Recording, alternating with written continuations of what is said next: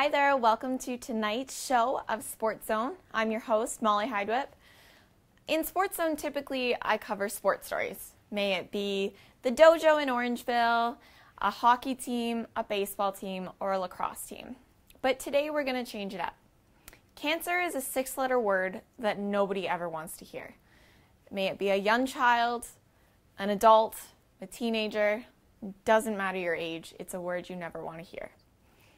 Imagine doing a workout, working yourself up to 4 miles on that treadmill, being so proud of yourself, having a hot shower, and sitting down to enjoy TV with your husband. Feeling a sense of pain because you thought you overdid it on the treadmill, even though you'd been working yourself up for it. But imagine feeling a lump, something that you didn't anticipate to find, going to the doctor, and your entire life being turned upside down. It is my pleasure and honor to have in studio today Andy. Thank you so much for being with me today. Thank you very much. Andy is a survivor. She's someone who stands up for people who are battling. She stands up for people who have lost their lives, and she changes everyone's lives each day just by telling her story. So Andy, tell me about that terrible day.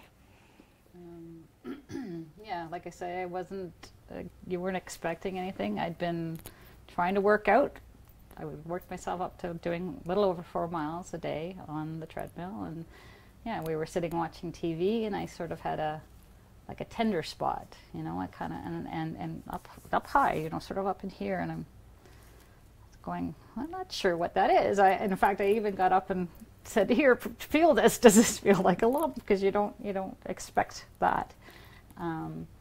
Anyway, I didn't want to panic because you know I just figured, okay, I had overdone it on the treadmill and it was just sort of a muscle pull or something, you know. But anyway, I did think to call the doctor and make an appointment. Actually, it was just at March break, and so I remember my family doctor wasn't there. He was away with his kids.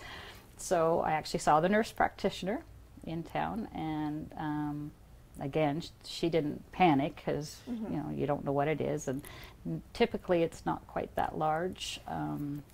So they thought it just might have been a cyst or what have you. But she did send me to the hospital and actually had them both do a mammogram, which was my first. I'd never had a mammogram before, and also an ultrasound. She booked all at once, so that you didn't have to get some bad news and then have to go back to get further exams.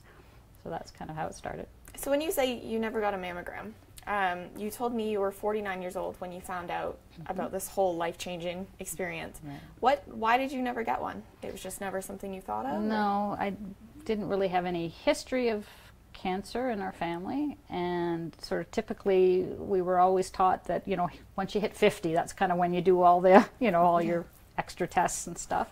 And I had just turned 49, in fact, less than a month before. So, you know, and I was healthy, strong, you know, you don't think to do that kind of thing. You don't expect it, right? Right. So you went to the doctors, you got the ultrasound, the mammogram, the whole 9 yards at once.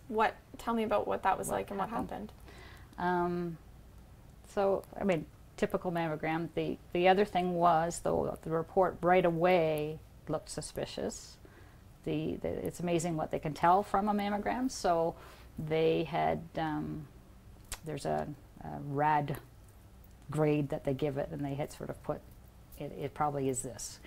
Wow. So they right away booked for biopsies, and that I had to go to Guelph Hospital for. There's 2 types of biopsies. One is using a mammogram machine, so it's holding it, but then they also, because they can't see, it's how that takes the image basically. The other one is through an ultrasound. So I had both sets, and I had to go through 3 or 4 sets of biopsies, kind of on both sides, just to sort of figure out what all was in there, kind of thing. So after these tests, it sounds like you had quite a few within a short span. Yeah. What happened? So, well, actually, there was a couple of weeks in between. So the first one came back definitely cancer.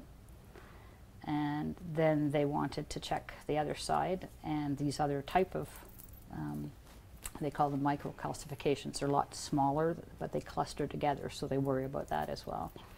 And I had to wait a couple more weeks to get that biopsy done. So that was a little stressful because we already knew we had cancer. It was just to what extent and whether it was one side or both sides. So that was a little stressful. So it wasn't till that was, by the time I got all the biopsies, it was more than a month had passed. Crazy. And then the results came back, and within a week we were going for surgery. So was it instant, they said, because you did tell me you had to have a mastectomy. Was it instant? That was no, like, Yes. no way that wasn't an option? Right. Or In my case, that's correct. I had 5 lumps to different degrees, different sizes, the largest being 2.7 centimeters. So they say if it can stay within a quarter of your breast, they will just do a lumpectomy. But if it's more than half, then you're going to be too deformed. They need to take it all.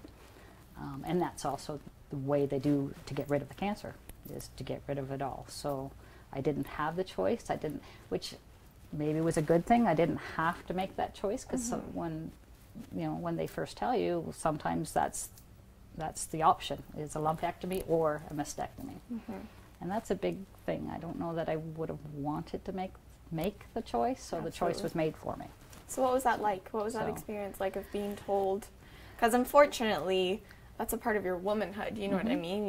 You dress a certain way, you have to wear certain clothes. It's such a large part of a woman is her breast. So what was that experience like for you? I cried. It was like, you are losing a part of yourself, but then I'm not, I was going to say vain's not the word, but it's not the end of the world is kind of the thing. So if this is what it takes to survive, that's what you're going to do. It's not, there's just not a choice to it. You just do it. So it kind of comes between, deciding what's more important, I guess. Yeah. So you went in for the surgery. Tell me about the recovery, what happened after the surgery, because it doesn't just stop there, does it? No. Actually, can I say the doctor's name? Of course. Dr. Wang was the one that did the surgery. She's from town. I would recommend her to anybody. She did fabulous work. I have a beautiful scar. Most people wouldn't talk like that, but it's great. So I would recommend her for anybody.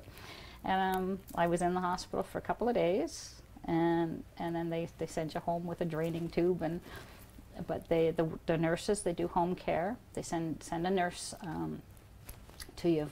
We did it for several days, and for a couple of weeks while I still had the tube in, and they were fabulous.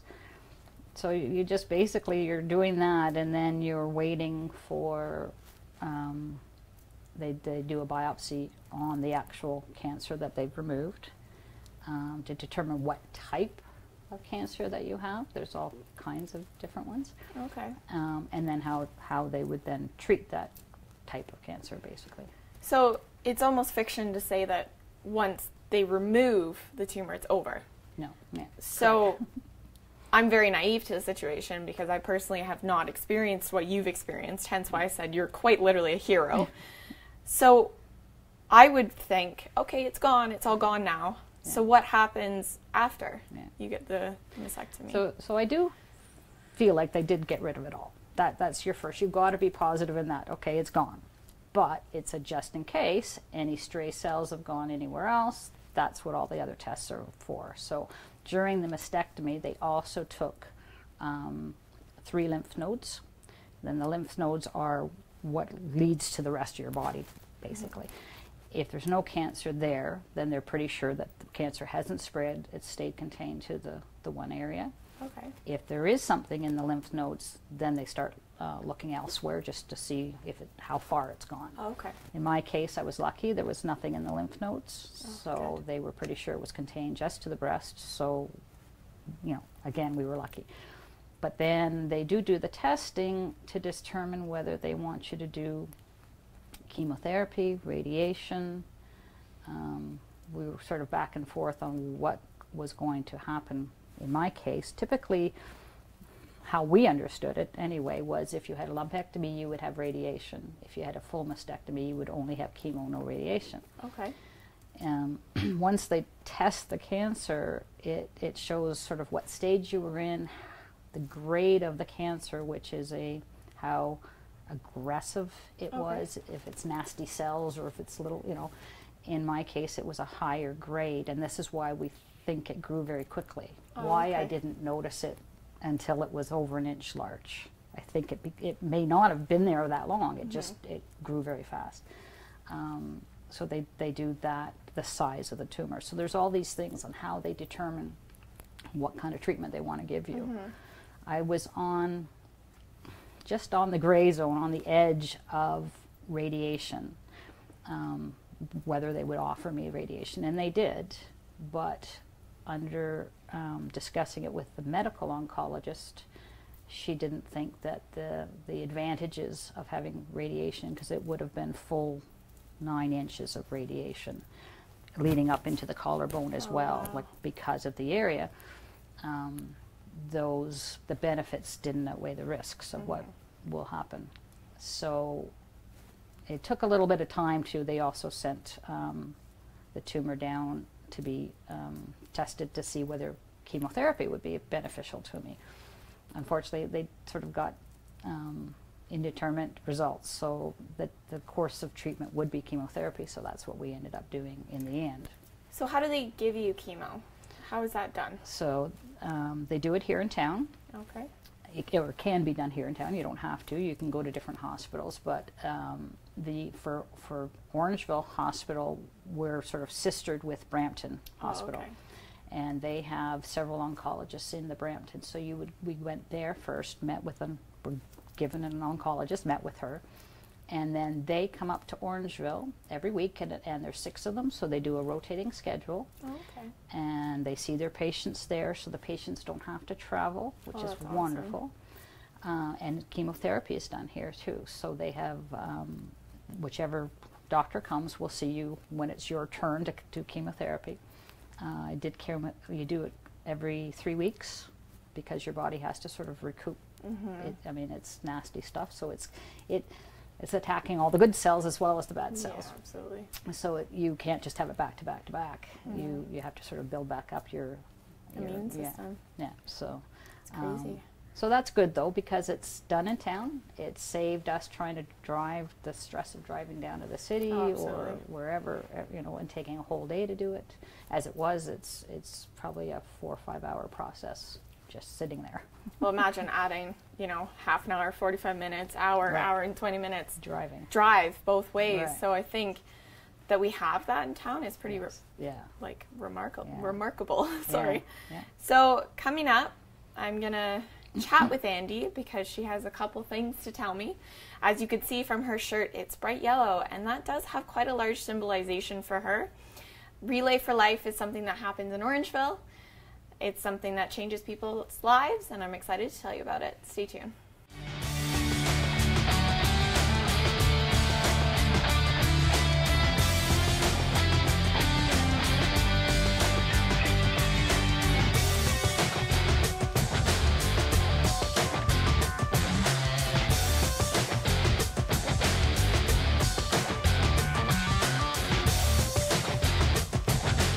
Welcome back to Sports Zone.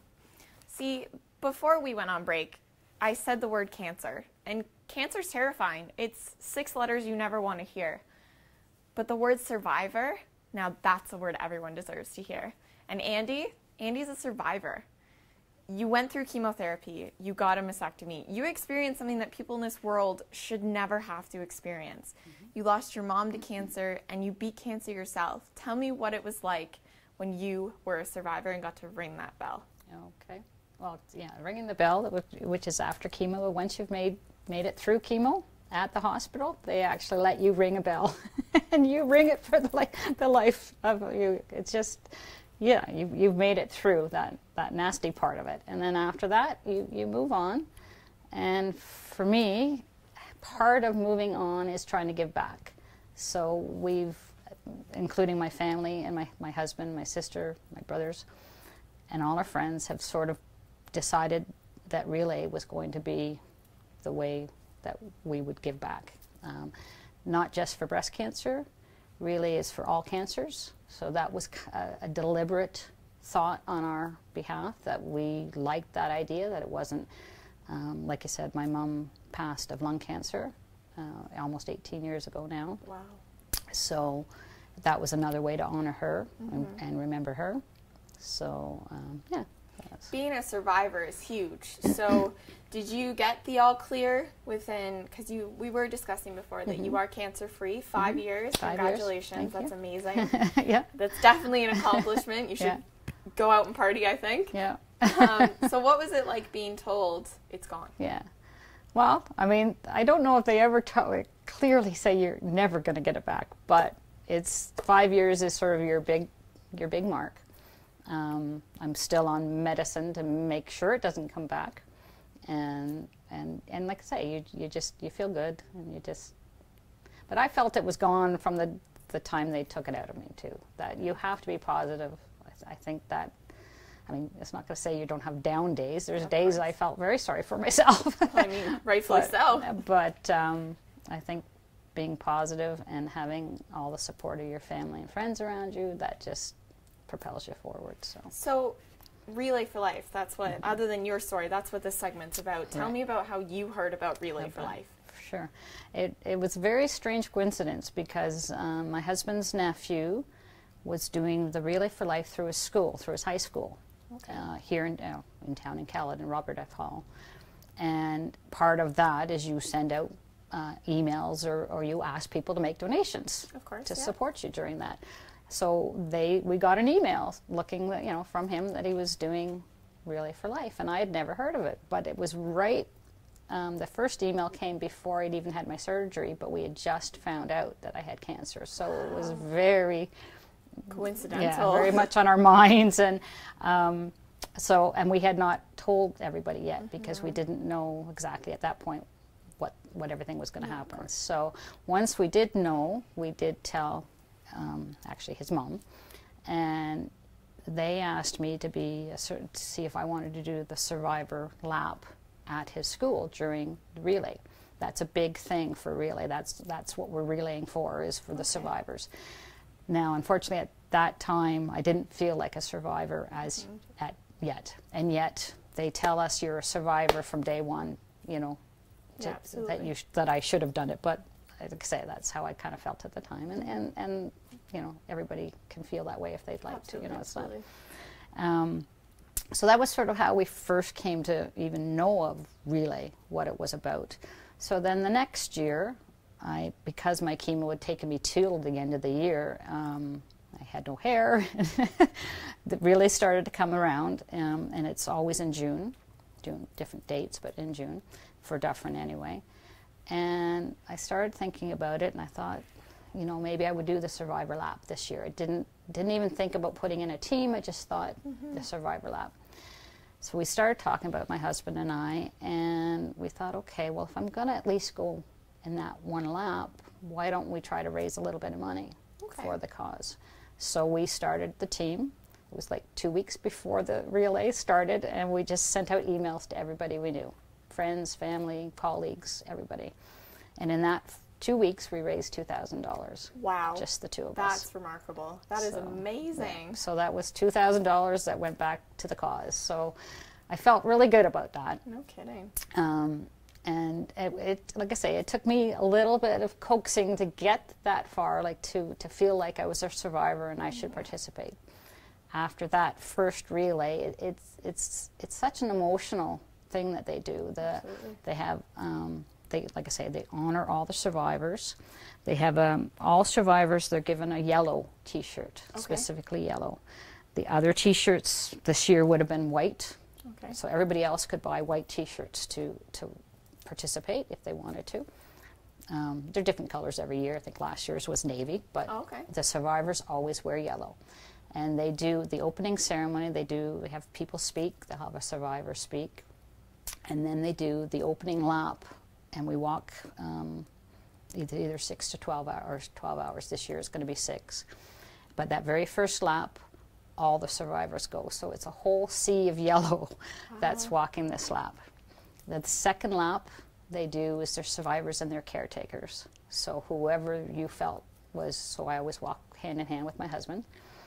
And then the next lap, you have your team, your family, whoever wants. Like we encourage families to come out, even if they're not going to stay the whole 6 or 12 hours.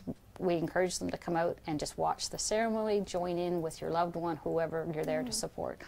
So we even had our parents that are in their late 80s, early 90s come, and they'd walk a lap with us, you know, like That's just amazing. like that. It's very inspiring. Absolutely. Yeah. So you gave me these incredible bags before we started.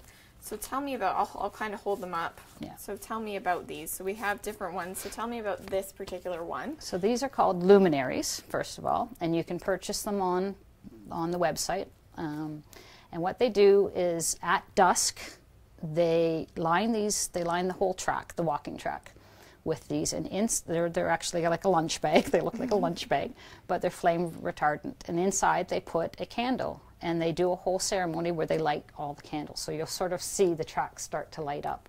And that's the only lighting that lights our walking for the rest of the relay. So if you go online, you can order, purchase one in memory of somebody. So this is the one I did our very first year, Alan and I did for my mom. Okay. You can do it in honor of somebody, so somebody who's fighting cancer right now. Okay. Or in memory of somebody. So then each year you can do them as simple as that, or you can, when you're there, you can color them, you can draw them, you can. So on these ones, I knew this was like my 3rd year into doing relay, so I did photos. So one in honor of my mom, and one that I'd survived, and thanking my friends and family for their support in helping me survive. So that was kind of. Absolutely. So this one I love. So your team is called Andy's Bosom Buddies. I honestly don't think I could think of a better name. That's amazing. Yeah. And I'm looking at this, and it's honestly, it's remarkable because it's your story, because there's you Ringing the bell. Ring the bell. There's That's you. cool. I'm assuming first year. First year. Yeah. And then your hair gets Second year, longer, yeah. your smile gets brighter, your confidence gets larger, and your team gets bigger. Yeah. Yeah. So it's Bosom Buddies. That's fantastic. Yeah. And this is also incredible. I thought this was you. No. But this is my your mom. beautiful mom. Yeah, back in her day, and then most recent before she passed. But yeah. So what drives you to do relay? So, part of it to me is I'm thankful for surviving. I'm thankful for everybody who helped me survive, and especially that it's local to me, and that it's for all cancers. That's a big important. It's not just for breast cancer. It's for all cancers. Everybody knows somebody that's had cancer. Absolutely. It's amazing. I mean, it's sad, but it's amazing. You know, that's the way it is. So this was, like I say, our way of giving back, and giving back to all cancers if we can. So it's like the flu that touches everybody at once, yeah, right? Exactly. So, like we talked about earlier, survivor is so much more of a bigger word compared to cancer. So if you could tell somebody right now who's battling, who's in the midst of it, who just found out, what would you say to them? I'd say, hang in there. I said, it is a battle, and it is. I'm not going to say it was easy, but there is an end. You know, and having, if you've got friends and family, bring them in, let them support you. I know in the very beginning we didn't tell people right off. You know, you do have to come to grips with it yourself first before you can let others in. But once you do, the support is amazing, and that's what gets you through. You know, and it's day by day, and you do tend to forget the nasty stuff as you get further away from it, and you just remember the good stuff. So. Yeah. So Relay for Life, when is it? So it's June 9th, Friday night. They're doing it this year they're doing it from 6 p.m. To midnight. And they're holding it at ODSS, the Orangeville District Secondary School. That's the first year they've actually brought it into town. Very cool. It used to always be at the Agricultural Center. This is Dufferin's 7th year participating in it. And I think Dufferin's raised a little over $750,000 in the previous 6 years. So that's good for the Cancer Society. And what kind of people participate? Is it just young kids, old kids, everybody? Everybody. There's teams from including kids. There's ODSS will put in a team that are students. They'll put in a team that are teachers. There's young, there's old, anybody that, you know, you don't have to have been affected by it personally, but you could do it in honor of somebody. If you look at the web page, everybody's got sort of a name. They've named their team something, you know, like Andy's Bosom Buddies. Like, you know, for Bosom me, buddies. that I love that. That's what That's that, honestly you know. made my day. So, but yeah, so it's for everybody. And they also encourage just the town to come out, and you can come and watch the opening ceremonies. You don't have to be involved, but they of course encourage you to be involved, because the more money that we raise, the better. If you join a team, you sign up on the website, and you get a little page. I've got my name. I actually should have shown you that. Okay. And you can send out emails to people to raise money. They can donate online and get a tax receipt right away, in their email. So, in fact, they encourage that, so that it saves the Cancer Society postage, and, you know, for mailing. But you can also donate. Yep. So, and it's a quick, easy way to do it, you know. Very cool. So, yeah. Well, Andy, you are incredible. It has been an honor to meet you. It's been an honor to chat with you, and it's been an honor to sit in front of a survivor. And I think you are definitely an inspiration for everybody. Relay for Life, like I said, is something that changes people's lives, just like Andy. Sitting here for the past half an hour chatting with her, I can tell you my life has been changed. Make sure you head to the Relay website to check it out and see how you can get involved. June 9th is the date. Save the date, and we'll see you then. Reporting for Sports Zone, I'm Molly Heidwip, and I'll see you next time.